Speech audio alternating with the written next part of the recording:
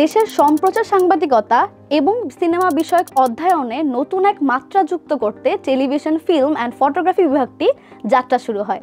2012 সালে ঢাকা বিশ্ববিদ্যালয় বিভাগটি প্রথম চালু হয়। একসময় টেলিভিশন সাংবাদিকতায় দক্ষ জনবল এবং সিনেমা নিয়ে তেমন পড়াশোনার সুযোগ ছিল না। সেই সীমাবদ্ধতা মোকাবেলার জন্যই বিভাগটির কার্যক্রম চালু হয়। শুরুতেই শিক্ষার্থীদের ভাষাগত দক্ষতায় উন্নতি করা হয়, অডিও ভিজুয়ালের গ্রামার শেখানো হয়, মিডিয়া ও ফিল্ম স্টাডিজের বিভিন্ন theory, script writing, animation, video editing, acting for film makers, cinematography, sound design, set design, television সাংবাদিকতা ও ফটোগ্রাফি শেখানো হয় এই বিভাগে।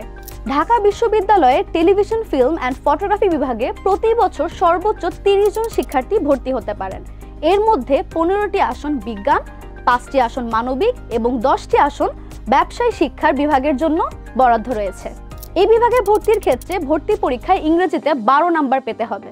এই বিভাগে পড়াশোনা করে পরবর্তীতে প্রাইভেট ও পাবলিক বিশ্ববিদ্যালয়ে শিক্ষকতার সুযোগ রয়েছে। সরকারি, বেসরকারি প্রতিষ্ঠানে video editor, photographer, camera person, film maker ও টেলিভিশন সাংবাদিক হিসেবে রয়েছে কাজের সুযোগ। তাছাড়াও অনুষ্ঠান প্রযোজক হিসেবেও ক্যারিয়ার শুরু করতে পারবেন। Public relation officer, communication officer হয়েও কাজ করার সুযোগ রয়েছে। বর্তমানে মিডিয়া হাউসগুলোতে ডিজিটাল মাল্টিমিডিয়া রিপোর্টার হিসেবে টিম করা হচ্ছে। টিমগুলো শিক্ষার্থীদের হাত ধরে শুরু হয়েছে এবং পরিচালিত হচ্ছে। সাধারণত মানবিক থেকে 1200, বিজ্ঞান থেকে 700 এবং ব্যবসা শিক্ষা বিভাগ থেকে 350-এর মধ্যে মেরিট পজিশনধারী শিক্ষার্থীরা এই বিভাগে পড়ার সুযোগ পায়। কোর্সটিতে থিওরিটিক্যালি এবং প্র্যাকটিক্যালি দুইভাবে পড়ানো হয়।